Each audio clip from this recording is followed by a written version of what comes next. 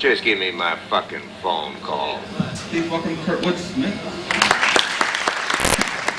So that particular line, yes, and that was my first day. That was the thing that set Paul Verhoeven and I up, because the first thing I asked him is if I could spit blood on the desk, and Paul was like, "You want to spit blood?" Yes. And from then on, Paul and I were great pals.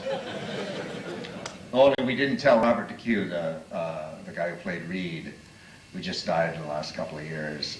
We forgot to tell Robert that I was going to do that, so he was quite surprised when I actually spit the blood on the desk.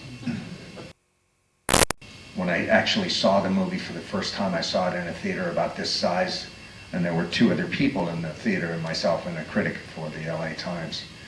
I had not been around when the screenings were going on. I was in Japan, and so I came back and saw the film, and it just knocked me out. And what really knocked me out about it, because I'd seen a lot of the dailies, but I'd only seen dailies involving the gang. And so the sort of humanity in the film, which comes through with the Robocop character, you know, when he finally, when you see him go through the house, and then when he takes his helmet off, I remember it really knocked me out. And I think that that's what made the film work, and it continues to make the film work. It's because at the center of it is you really have that. You have the humanity of the Robocop character, of Murphy's character. Nobody took this movie seriously, including myself, until, well, we started taking more seriously. I started taking it more seriously immediately. But I think initially everybody thought it was just kind of a comic book, and they weren't really making comic book movies then, like they do now. And so I think everyone expected it to be kind of a B film, and myself included. And after I was cast in the role, I auditioned for Clarence and for Dick Jones. I had done a movie prior to this, an unsuccessful movie, but a film with Chris Christopherson called Flashpoint, and I played a CIA guy. The casting director from that movie knew my work because of that, which is why I came in for this, and I assumed that I was going to audition for Dick Jones, and that was the part they were more interested in. But when they cast me as Clarence, I was quite happy, because I thought it was a much more fun role. And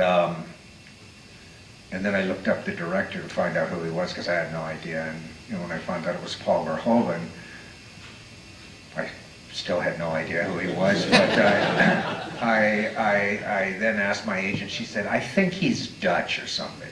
So I looked up a couple of his films and got them on VHS then, and watched him, Soldiers of Orange, Spetter's, Fourth Man, and I went,